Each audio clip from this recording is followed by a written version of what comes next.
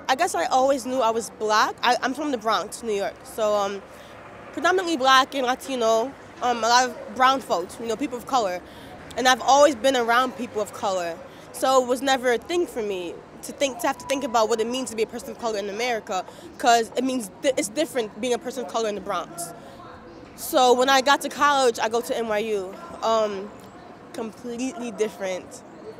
I was basically the only black person in a classroom full of white people, and it was weird, and I felt othered, and I remember talking about racism in classroom, 8th grade, U.S. history, into high school, U.S. history, and I'm like, okay, yeah, racism exists, I guess, but what does that mean? I never really experienced it, right, until I went to college, until I was uprooted from my home, really, and I went to NYU, and it was different. It was very different, and it made me very conscious and very socially aware.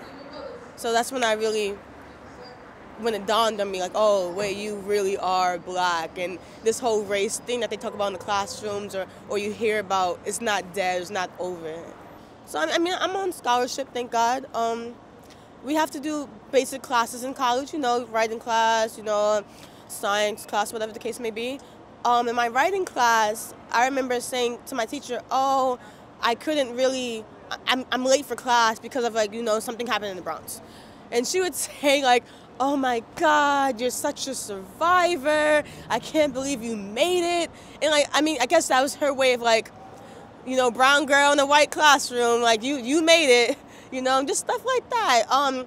Especially I'm a poet, and she would say that I didn't learn certain writing techniques because of where I grew up. Like, oh, they probably didn't have the funding to teach you how to write this certain kind of way, and just stuff like that.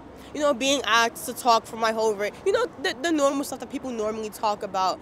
But it was weird. It was really weird, and I didn't like it.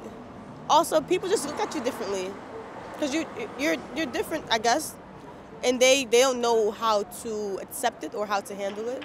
I try to bring awareness to my community. Like, the stuff that they teach sometimes really just aren't for me, and they don't try to hide it.